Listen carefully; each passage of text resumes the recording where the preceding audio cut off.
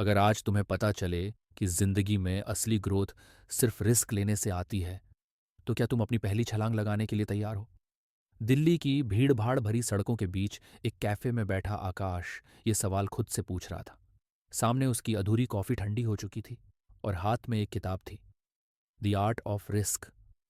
असल में ये किताब उसके हाथ में आनी ही नहीं चाहिए थी। सुबह जब वो कॉलेज के लिए निकला था तो उसका कोई प्लान नहीं था कि वो किसी किताब से टकराएगा, और तो बिल्कुल भी नहीं कि कोई किताब उसकी पूरी सोच बदलने वाली थी। लेकिन जिंदगी में कुछ भी प्लान के मुताबिक कहाँ चलता है, ये तब शुरू हुआ जब उसने अपने कोचिंग सेंटर के पास वाली बुक शॉप पर नजर डाली। कोई स्पेशल दिलचस्पी नहीं थी, बस यूं ही टाइम पास करने के लिए घुस गया था। शेल्फ पर रखी किताबों को नजरें दौड़ाते हुए एक टाइटल ने उसकी अटेंशन खींची, the art of risk. Risk की भी कोई आर्ट होती है, उसने मन ही मन सोचा। उसके लिए रिस्क लेना हमेशा से एक डरा देने वाली चीज थी। एक तरफ उसके दोस्त थे जो हर चीज में रिस्क लेने से पीछे नहीं हटते थे, रोहित जैसे लोग जो बिना सोचे समझे बिजनेस आइडिया पर लाखों खर्च कर देते थे, या समीर जिसने बिना फुल प्रूफ प्लान के खुद का यूट्यूब चैनल शुरू कर दिया था। और दूसरी तरफ वो था आकाश, हमेशा चीजें बहुत सोच समझ कर करने वाला, हर चीज में सेफ्टी ढूंढने वाला। उसके दिमाग में हमेशा एक सवाल घूमता रहता, क्या होगा अगर फेल हो गया। लेकिन आज न जाने क्यों इस किताब का टाइटल उसे अंदर तक झकझोर रहा था। उसने किताब उठाई और पहला पन्ना पलट दिया। रिस्क सिर्फ उन्हीं को डराता है जिन्होंने कभी अपनी लिमिट्स से बाहर निकलकर नहीं देखा। बस ये लाइन पढ़ते ही कुछ क्लिक कर गया। क्या मैं भी उन्हीं में से हूं? कैफे में बैठकर उसने किताब के पहले चैप्टर को ध्यान से पढ़ना शुरू किया, और जो कुछ उसमें लिखा था वो उसके अंदर कुछ बदलने वाला था। अगर तुम सोच रहे हो कि तुमने कभी रिस्क नहीं लिया, तो तुम शायद गलत सोच रहे हो। तुम रोजाना छोटे छोटे रिस्क लेते हो, बस तुम्हें एहसास नहीं होता। ये लाइन पढ़ते ही आकाश के दिमाग में हलचल मच गई। उसने किताब के अगले पैराग्राफ पर नजर डाली। रिस्क का मतलब सिर्फ बंजी जंपिंग करना या बिजनेस में लाखों लगाना नहीं होता। कभी भी किसी नए इंसान से बात करना, कोई नया रास्ता लेना, या फिर अपनी लाइफ का कोई अहम फैसला लेना भी एक रिस्क ही होता है। फर्क सिर्फ इतना है कि कुछ रिस्क तुम्हें दिखते हैं और कुछ इतने छोटे होते हैं कि तुम उन्हें नोटिस भी नहीं करते। आकाश सोच में पड़ गया। क्या वाकई ऐसा है? उसने अपनी लाइफ में पीछे जाकर सोचना शुरू किया। स्कूल के दिनों में जब उसने एक नई जगह अकेले जाने की हिम्मत की थी, जब पहली बार कॉलेज में एक अनजान ग्रुप के साथ बैठकर उसने बातचीत शुरू की थी, या फिर जब उसने पहली बार किसी को दिल से पसंद किया था, ये सब भी तो एक तरह के रिस्क ही थे। तो फिर बड़ा रिस्क लेने से इतना डर क्यों लगता है? किताब में इसका जवाब भी था, छोटे रिस्क तुम्हें कंट्रोल में महसूस कराते हैं, लेकिन बड़े रिस्क तुम्हारी परिभाषा बदल सकते हैं। यही डर की असली वजह है। तुम्हें नहीं पता कि बड़ा रिस्क तुम्हें कहाँ ले जाएगा। आकाश उस रात सो नहीं पाया। किताब की बातें उसके दिमाग में घूम रही थीं। सही रिस्क सही टाइम पे लेना आना चाहिए, ये लाइन उसके कानों में गूंज रही थी। वो सोच रहा था, क्या मैं हमेशा सेफ रहने के चक्कर में सब कुछ मिस कर रहा हूं? सुबह उठते ही उसने फिर से किताब खोली, अगला पेज पढ़ा। ज्यादातर लोग रिस्क लेने से डरते हैं, लेकिन असली सवाल ये है कि रिस्क ना लेने का क्या नुकसान है। मतलब, किताब में एक स्टडी का जिक्र था। एक सर्वे में 90 साल से ऊपर के लोगों से पूछा गया कि अगर आपको दोबारा जिंदगी जीने का मौका मिले तो क्या बदलना चाहेंगे? और ज्यादातर जवाब एक ही थे, काश मैंने ज्यादा रिस्क लिया होता, काश मैंने वही किया होता जो मुझे पसंद था। आकाश का दिल थोड़ा तेज धड़कने लगा। मतलब, अगर मैंने रिस्क नहीं लिया तो सालों बाद मैं भी यही सोचूंगा कि काश। कॉलेज के लिए निकलते हुए भी उसके दिमाग में ये सब घूम रहा था। आज उसका प्लेसमेंट इंटरव्यू था। एक बड़ी कंपनी थी, सैलरी भी अच्छी थी, फ्यूचर भी सिक्योर था। लेकिन सवाल वही था, क्या मैं यही चाहता हूं? कैफेटेरिया में उसने फिर रोहित को पकड़ा। भाई, एक सवाल है, अगर तुझे सेफ ऑप्शन और तेरा पैशन दोनों में से एक चुनना हो तो तू क्या करेगा? रोहित हंस पड़ा। फिर से वही सवाल। भाई, रिस्क लेना सीख। मतलब? सीधा जवाब देना।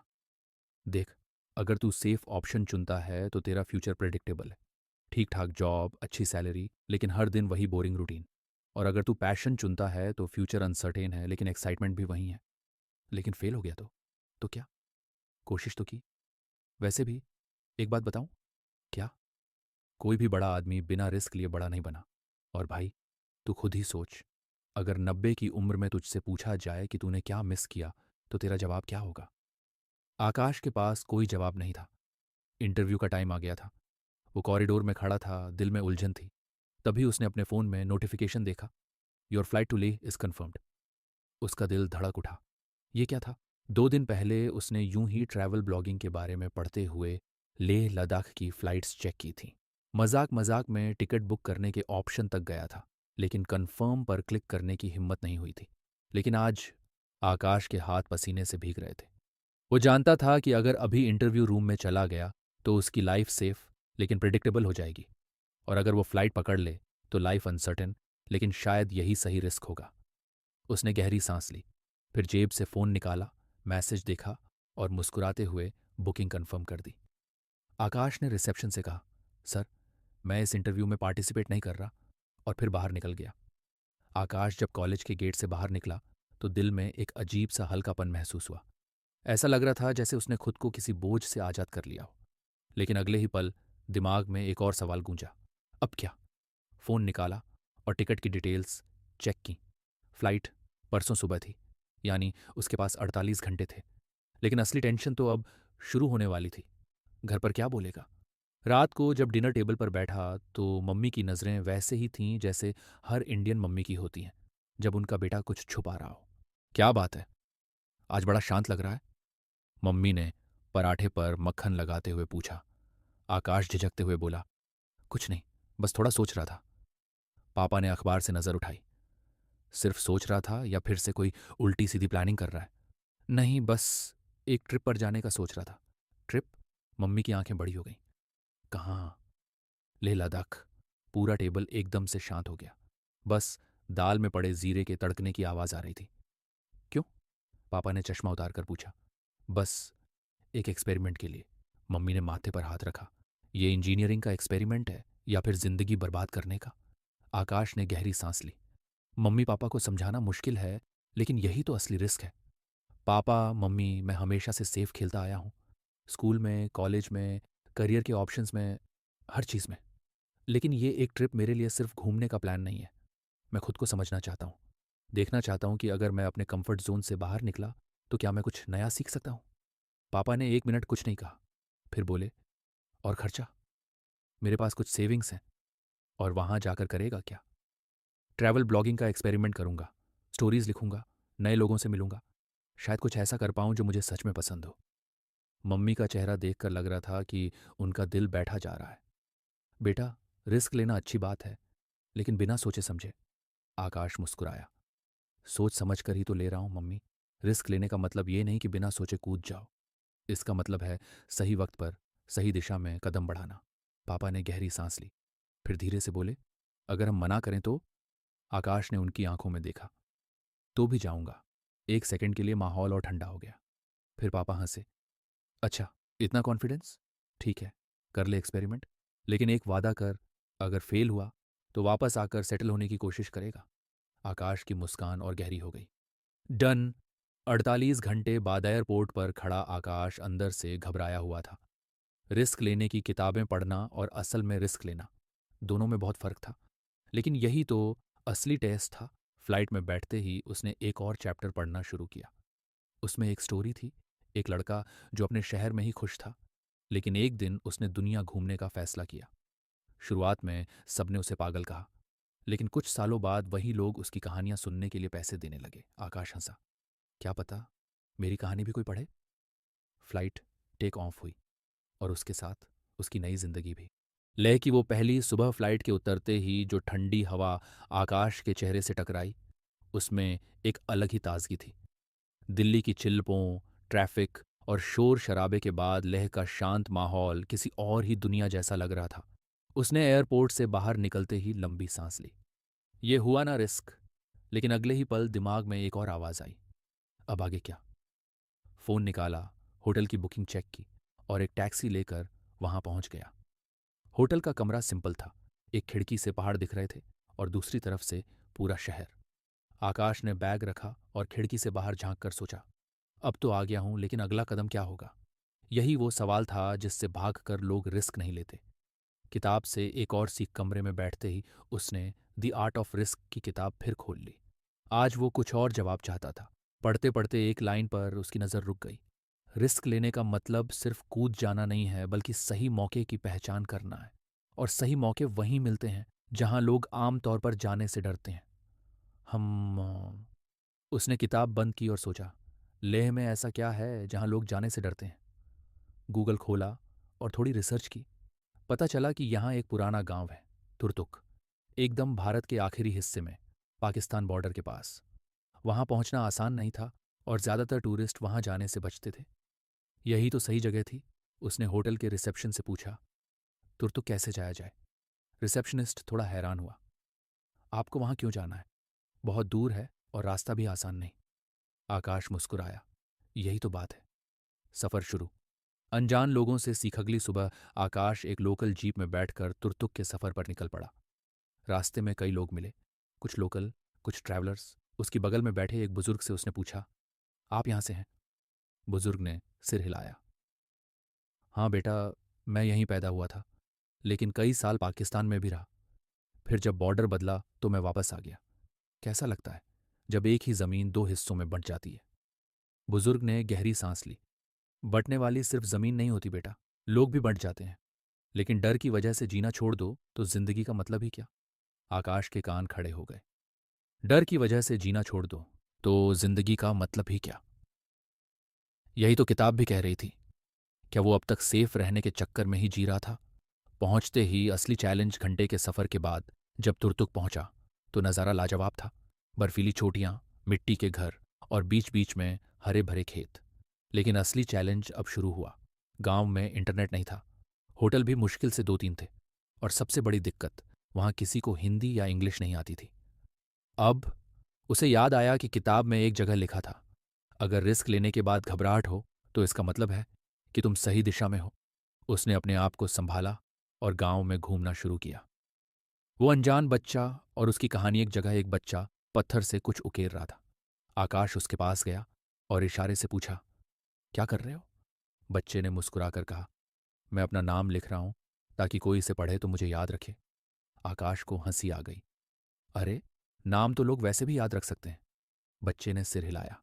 नहीं भाई, जब मैं बड़ा हो जाऊंगा तो शायद मैं यहां न रहूं, लेकिन अगर मेरा नाम इस पत्थर पर रहेगा तो मैं हम हमेशा रहूंगा।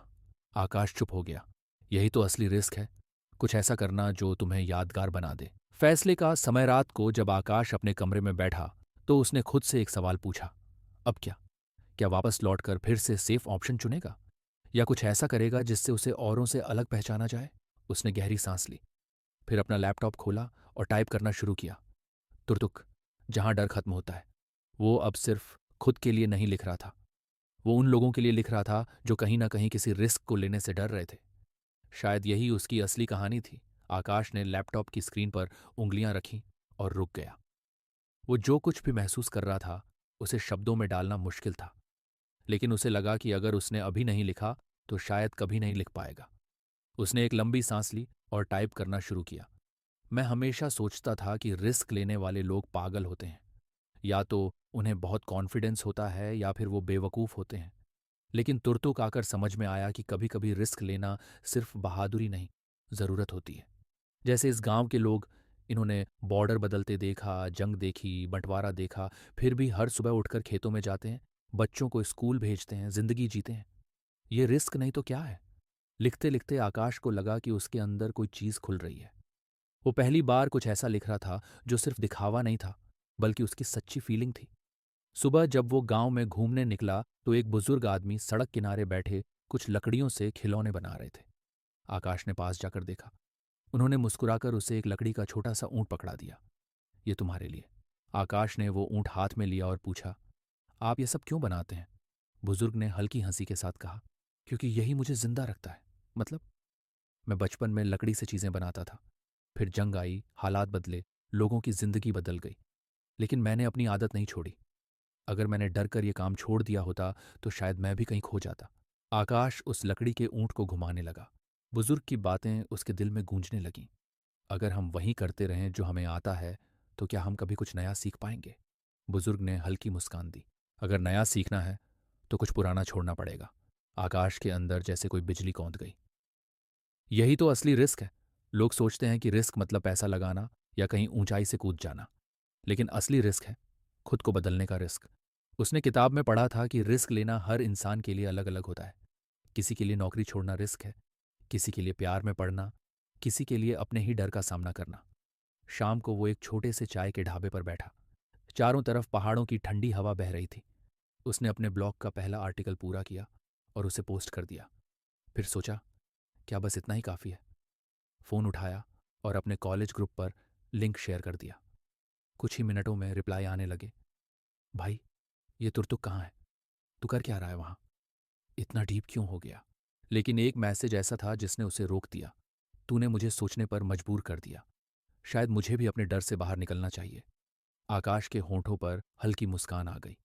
उसने फ़ोन बंद किया और आसमान की तरफ देखा। वहां सितारे टिमटिमा रहे थे, बिल्कुल वैसे ही जैसे उसकी जिंदगी में पहली बार उम्मीद की चमक थी। शायद यही उसकी असली शुरुआत थी। सुबह सुबह जब सूरज की हल्की रोशनी पहाड़ों पर गिर रही थी, आकाश ने अपना फ़ोन उठाया और फिर से द आर्ट ऑफ रिस्क का अगला चैप्टर खोल लिया। The psychology of fear and risk. डर हमें बेवकूफ़ बना सकता है, लेकिन सही तरीके से इस्तेमाल किया जाए तो यही डर हमें बचा भी सकता है। ये लाइन पढ़ते ही आकाश ठिठक गया। मतलब डर हमेशा बुरा नहीं होता। वो आगे पढ़ने लगा। किताब में एक दिलचस्प रिसर्च का जिक्र था। एक स्टडी के मुताबिक इंसान के दिमाग में दो तरह के डर होते हैं। प्राकृतिक डर, जो हमें खतरों से बचाने के लिए होता है, जैसे ऊंचाई, आग, जंगली जानवर। प्रोग्राम डर, जो समाज और अनुभवों के जरिए हमारे अंदर बैठ जाता है, जैसे फेल होने का डर, लोगों की राय का डर, कुछ नया करने का डर। आकाश ने किताब को 1 मिनट के लिए बंद किया और सोचने लगा। मेरे डर कौन कौन से हैं? वो पीछे जाने लगा। बचपन में जब उसने साइकिल चलाना सीखा था तो शुरू में वो गिरने से डरता था। लेकिन जब उसने डर को इग्नोर करके चलाना शुरू किया तो कुछ दिनों बाद वो आराम से बिना सोचे समझे साइकिल चला रहा था। तो क्या अगर मैं अपने डर के बावजूद कुछ करता रहूं तो वो डर धीरे धीरे खत्म हो सकता है? तभी होटल के मालिक ने आकर उसे टोका। भाई, आज कहाँ जाने का प्लान है? आकाश हंसा। अभी सोचा नहीं, पर कुछ नया ट्राई करूंगा। मालिक ने एक अजीब सी मुस्कान दी। तो फिर एक काम कर, नदी के उस पार जाने की हिम्मत कर।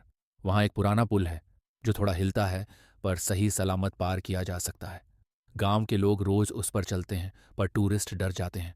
आकाश के अंदर एक अजीब सी हलचल हुई। क्या मैं ये कर पाऊंगा?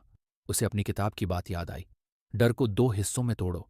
क्या ये खतरे वाला डर है या बस एक मानसिक डर? अगर पुल सच में हिलता है तो ये खतरा हो सकता है, लेकिन अगर गांव के लोग रोज उस पर जाते हैं तो ये सिर्फ उसका मानसिक डर हो सकता है। उसने तय किया कि वो पुल पर जाएगा। थोड़ी देर बाद वो पुल के पास खड़ा था। लकड़ी के पटरे हिल रहे थे, नीचे तेज बहती नदी थी।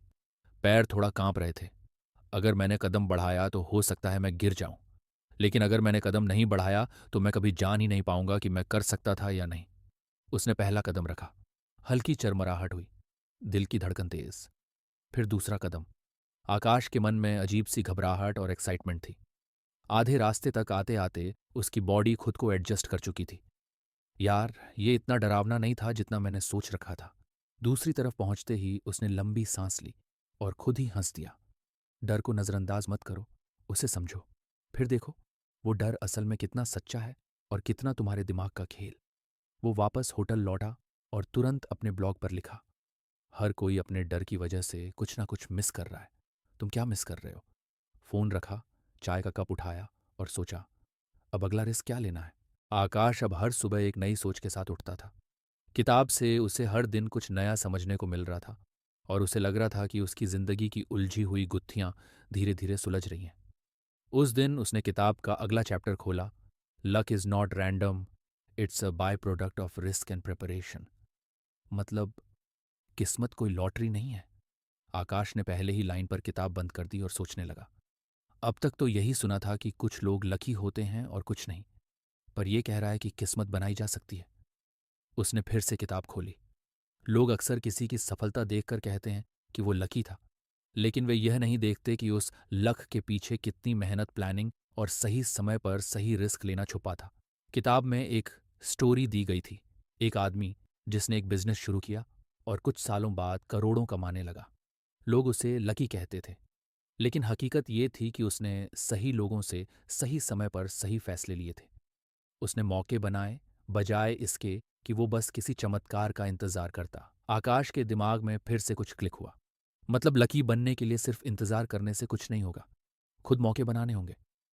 वो कुछ सोच ही रहा था कि होटल का मालिक उसके पास आया। भाई, आज क्या प्लान है? आकाश हंसते हुए बोला। अभी तय नहीं किया। कोई एडवेंचर आइडिया है? मालिक ने उसे एक पुरानी गली की तरफ इशारा किया। वहां जाओ, वहां के लोग बड़े दिलचस्प हैं, कुछ नया सीखने को मिलेगा। आकाश उस गली की ओर बढ़ा।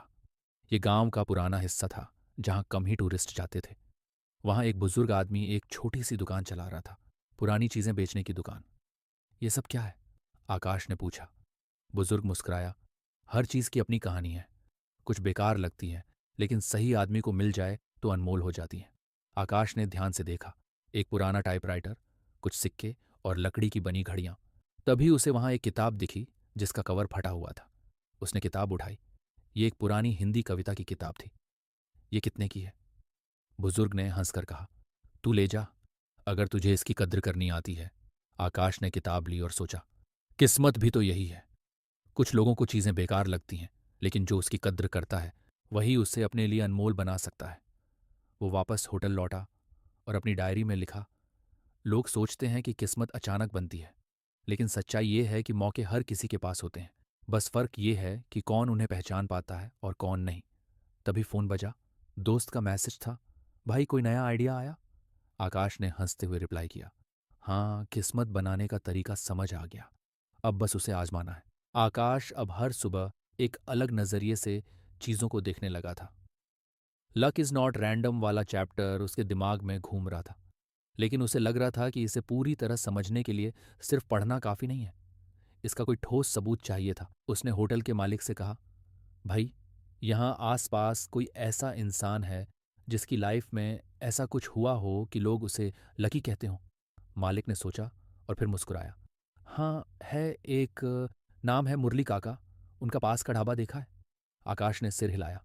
वो रोज उस ढाबे के सामने से गुजरता था, लेकिन कभी ध्यान नहीं दिया था। मालिक ने कहा, मुरली काका को लोग कहते हैं कि उनकी किस्मत बहुत जबरदस्त थी। एक झटके में उनकी जिंदगी बदल गई। पर अगर तू उनसे बात करेगा तो सच्चाई कुछ और निकलेगी। आकाश ने बैग उठाया और चल दिया ढाबे की ओर। मुरली काका करीब 55 साल के रहे होंगे। सफेद धोती, हल्की झुकी हुई कमर, लेकिन चेहरे पर तेज और बातों में जिंदगी का एक्सपीरियंस छलकता हुआ। आकाश ने सीधे सीधे पूछा, काका, लोग कहते हैं कि आपकी किस्मत बहुत अच्छी थी, सच है? मुरली काका ने हल्का सा हंसकर जवाब दिया, बेटा, किस्मत से ज्यादा जरूरी होता है उसे बनाने का हुनर। आकाश को और सुनना था। उसने पूछा, कैसे? काका ने अपनी कहानी सुनाई। आज से 15 साल पहले मैं इसी गांव में लकड़ी काटने का काम करता था। पूरा दिन जंगल में मेहनत करता, लेकिन हाथ में बस कुछ ही पैसे आते। तब लोग मुझे अनलक्की कहते थे। एक दिन मैं जंगल में लकड़ी काट रहा था कि अचानक एक पेड़ गिर पड़ा और मेरी टांग टूट गई। लोग बोले, अब तो तू गया। पर उसी टाइम जब मैं 4 महीने घर बैठा, मैंने सोचा कि ये मेहनत वाला काम हमेशा के लिए नहीं कर सकता। मैंने अपने घर में ही छोटी सी चाय की दुकान खोली। धीरे धीरे लोग आने लगे। फिर मैंने रोटी सब्जी भी बनानी शुरू कर दी। जब गांव में टूरिस्ट आने लगे तो मैंने इंग्लिश सीखनी शुरू कर दी ताकि उनसे अच्छे से बात कर सकूं। फिर धीरे धीरे मेरा ढाबा फेमस हो गया। अब लोग कहते हैं, मुरली काका की तो किस्मत ही खुल गई। पर कोई ये नहीं देखता कि अगर मैं टांग टूटने के बाद हार मान लेता तो आज भी किसी के नीचे मजदूरी कर रहा होता। आकाश को अब सब कुछ समझ आ गया था। तो आपकी किस्मत आपकी मेहनत और सही फैसलों का नतीजा थी। मुरली काका मुस्कुराए। बिल्कुल। अगर लक मेरी मदद करता भी तो मैंने ही उसके लिए रास्ता तैयार किया। आकाश वहां से उठा और जाते जाते सोच रहा था, तो सच में किस्मत कोई लॉटरी नहीं है। ये सही मौके बनाने और उन्हें पहचानने की कला है। लोग सिर्फ उस पल को देखते हैं जब कोई कामयाब होता है, लेकिन उसके पीछे का संघर्ष नहीं दिखता। वो होटल लौटा और अपनी डायरी में लिखा, किस्मत सिर्फ उन्हीं पर मेहरबान होती है जो उसे पाने के लिए मेहनत करते हैं। सवाल ये नहीं है कि तुम लकी हो या नहीं। सवाल ये है कि तुम अपनी किस्मत खुद बनाने के लिए क्या कर रहे हो। तभी उसका फोन बजा। दोस्त का मैसेज था, भाई, लाइफ में कुछ बड़ा करना है, पर समझ नहीं आ रहा कैसे। तेरा कोई आइडिया? आकाश ने रिप्लाई किया, किस्मत बनाने का गेम खेल, रिस्क ले, नए मौके पहचान और मेहनत कर। फिर देख लाइफ में क्या बदलता है। वो हंस पड़ा। उसे महसूस हुआ कि किताब का ये चैप्टर अब सिर्फ पढ़ा हुआ ज्ञान नहीं था, अब ये उसकी सोच का हिस्सा बन चुका था। आकाश अब किताब पढ़ने का सिर्फ शौकीन नहीं रहा, बल्कि जो भी नया कॉन्सेप्ट पढ़ता उसे अपनी जिंदगी में परखने की कोशिश करता। अब उसके हाथ में था द मिथ ऑफ कंट्रोल। हम सोचते हैं कि हम सब कुछ कंट्रोल कर सकते हैं, लेकिन सच्चाई कुछ और होती है। किताब की पहली लाइन ही झटका देने वाली थी। तुम्हें लगता है कि तुम अपनी लाइफ को कंट्रोल कर सकते हो? अगर हाँ, तो अगली बार बारिश में बिना भीगे घर पहुंच कर दिखाओ। आकाश हंस पड़ा। सच ही तो था।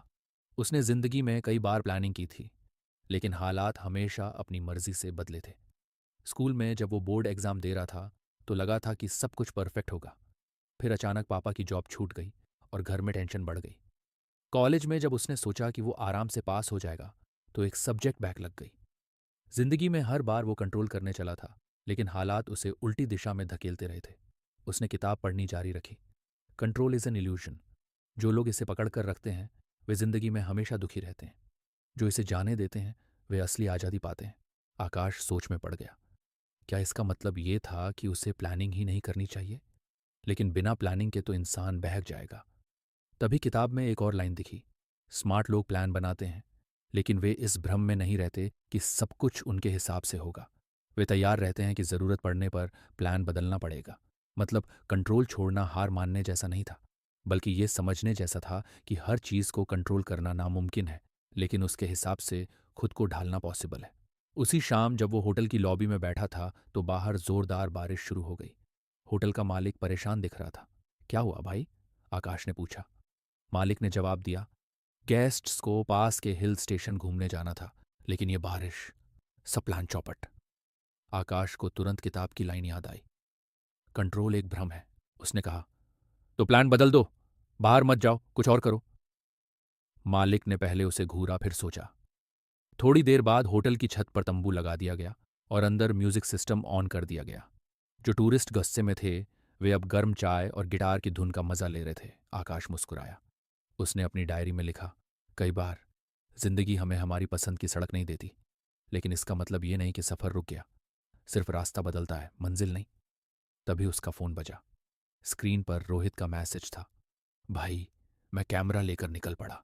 बारिश हो रही है, लेकिन सड़कों की तस्वीरें और भी जबरदस्त आ रही हैं। आकाश ने मुस्कुराकर लिखा, कंट्रोल एक भ्रम है मेरे दोस्त। आकाश को अब इस किताब से लगाव हो गया था। हर चैप्टर उसके लिए एक नई सीख लाता और वो उसे अपने जीवन में लागू करने की कोशिश करता। लेकिन आज वो आखिरी चैप्टर पर आ गया था। The final leap. असली आज़ादी वही पाता है जो आखिरी छलांग लगाने की हिम्मत रखता है। पहली लाइन ही झकझोर देने वाली थी। ज्यादातर लोग लाइफ में अधूरे पड़ाव तक ही पहुंचते हैं। वे प्लान बनाते हैं, रिस्क भी लेते हैं, लेकिन जब आखिरी कदम उठाने की बारी आती है तो डर उन्हें जकड़ लेता है। आकाश के मन में हलचल मच गई। उसने अपनी लाइफ के कई ऐसे मोमेंट्स याद किए जहां वो बस एक कदम दूर था, लेकिन डर के कारण पीछे हट गया था। स्कूल में जब उसने डांस कंपटीशन के लिए रजिस्टर किया था, लेकिन स्टेज पर जाने से पहले हिम्मत हार गया था। कॉलेज में जब उसने स्टार्टअप का आइडिया सोचा था, लेकिन फंडिंग और फेलियर के डर से शुरू ही नहीं किया।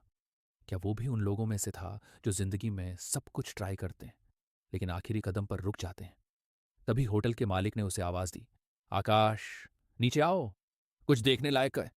वो भागकर नीचे आया। बाहर पूरा गांव इकट्ठा था। सामने एक बड़ा सा पहाड़ था और पहाड़ की चोटी से कुछ लोग पैराग्लाइडिंग कर रहे थे। मालिक ने कहा, आज यहां पैराग्लाइडिंग का कैंप लगा है, ट्राई करेगा? आकाश का दिल जोर से धड़कने लगा। ऊंचाई से उसे हमेशा से डर लगता था, लेकिन किताब की लाइनें उसके दिमाग में घूमने लगीं। अगर आखिरी छलांग नहीं लगाई तो सारी प्लानिंग, सारे छोटे छोटे रिस्क, सब बेकार हैं। उसे एहसास हुआ कि यह सिर्फ एक एडवेंचर नहीं था, ये उसके लिए एक टेस्ट था। वो ऊपर पहाड़ की चोटी पर पहुंचा। सामने गहरी खाई थी और हवा तेज चल रही थी। ट्रेनर ने उसे हार्नेस पहनाया और पूछा, तैयार हो? उसके अंदर एक तूफान चल रहा था। वो सोच सकता था कि कैसे उसके दोस्त इस चीज को करने के लिए उससे मजाक उड़ाते, कैसे उसकी मां चिंता में पड़ जाती, कैसे वो खुद गिरने के डर से कांप रहा था। फिर उसे रोहित का मैसेज याद आया। मैं कैमरा लेकर निकल पड़ा। अगर रोहित डर से बाहर आ सकता था तो क्या वो नहीं आ सकता? उसने एक लंबी सांस ली। चलो, ट्रेनर ने काउंटडाउन किया। 3, 2, 1, गो। आकाश ने आंखें बंद की और छलांग लगा दी। कुछ सेकंड के लिए उसे लगा कि वो गिर रहा है, लेकिन फिर अचानक पैराशूट खुल गया। उसने आंखें खोलीं और देखा वो हवा में था। उसके नीचे पूरा हरा भरा पहाड़, दूर तक फैली झील, छोटे छोटे घर, और वो सब कुछ देख रहा था, महसूस कर रहा था। डर गायब हो गया। उसने अपनी पूरी जिंदगी में कभी इतनी आज़ादी महसूस नहीं की थी। उसे समझ आ गया था कि असली आज़ादी वही पाता है जो आखिरी छलांग लगाने की हिम्मत रखता है। नीचे उतरने के बाद उसने सबसे पहले रोहित को कॉल किया। भाई, मैंने छलांग लगा दी। रोहित हंस पड़ा। सही है, अब क्या फील हो रहा है? आकाश ने किताब को देखा और कहा, फील हो रहा है कि अब कोई भी छलांग मुश्किल नहीं लगती। उसने होटल के कमरे में आकर किताब का आखिरी पन्ना बंद किया। लेकिन उसे पता था, यह सिर्फ किताब का अंत था। उसकी असली कहानी अब शुरू हुई थी।